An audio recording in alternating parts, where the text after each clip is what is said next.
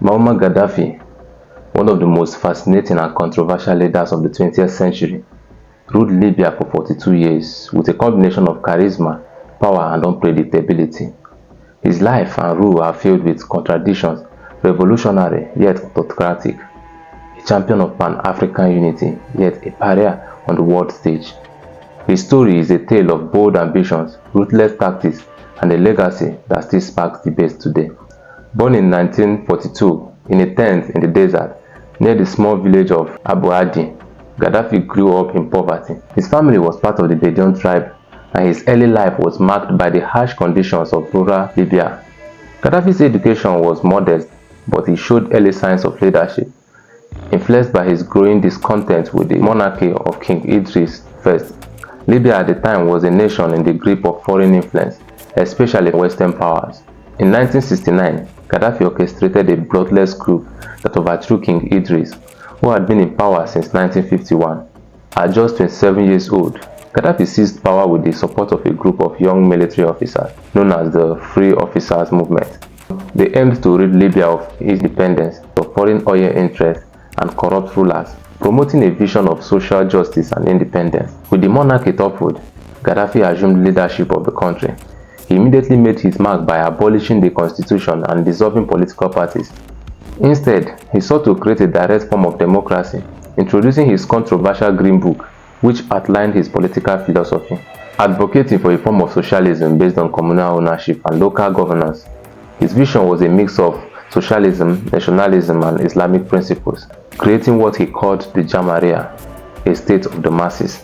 Gaddafi's rule was marked by his grand ambition to reshape not only Libya but the entire African continent. In the 1970s and 1980s, he became a major supporter of revolutionary movements around the world. He provided aid to various liberation movements in Africa, including those in Uganda, Angola, and Zimbabwe, and even to groups in Northern Ireland and Latin America. His anti-imperialist stance gained him admiration from many nations seeking to resist Western dominance. However, Gaddafi's pursuit of global influence also drew the eye of Western powers. His involvement in terrorism was one of the most controversial aspects of his rule. In 1986, after the bombing of a Berlin nightclub that killed 2 American soldiers, the United States retaliated by bombing Gaddafi's compound in Tripoli, which led to a series of sanctions isolating Libya from much of the world. His most infamous act was his alleged involvement in the bombing of Pan Am Flight 103 over Lokebi, Scotland in 1988, which killed 270 people.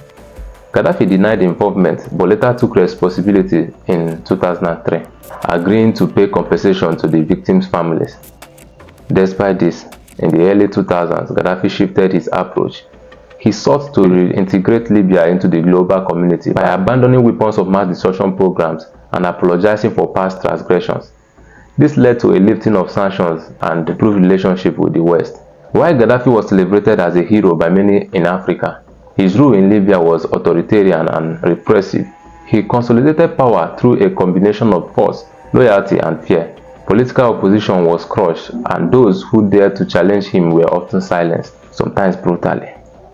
Libya's oil wealth allowed Gaddafi to maintain control over the country, but it also fueled widespread corruption under his regime. Libya saw significant improvements in health, education, and infrastructure, but this came at the cost of personal freedoms. Gaddafi's control over the media and public life was absolute. His personality cult reached absurd levels, with images of him adorning billboards, schools, and even currency. He was known for his eccentric fashion choices, often wearing elaborate military uniforms, and his unpredictable behavior. He would often make bombastic speeches to the world, outlining his visions of a united Africa, often calling for the establishment of a single African government. In 2011, as the wave of the Arab Spring swept through the Middle East and North Africa, Libya erupted in protest against Gaddafi's regime. Initially, Gaddafi attempted to suppress the uprising with force, resulting in violent clashes. The protests quickly turned into a full-scale rebellion, and the international community led by NATO intervened to support the opposition. The war became a bloody civil conflict, with Gaddafi's loyalist forces fighting fiercely to retain power. As the rebellion gained momentum, Gaddafi's support rapidly diminished. On October 20, 2011, after months of fighting, Gaddafi was captured and killed by rebel forces. His death marked the end of an era in Libya, but it also plunged the country into chaos. Despite his vision of Pan-African unity, Gaddafi's death left a power vacuum, and Libya has struggled with instability and conflict ever since. Muammar Gaddafi remains one of the most polarizing figures in modern history. To some, he was a visionary leader who sought to challenge the status quo, to unite Africa, and to use Libya's oil wealth for the betterment of his people. To others, he was a ruthless dictator who used violence and repression to maintain power and left a legacy of division and conflict. His life was marked by a paradox. He was both a champion of African liberation and a global pariah, both a revolutionary hero and a tyrant.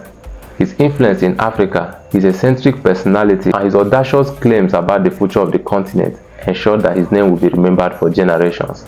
I hope you enjoyed the story.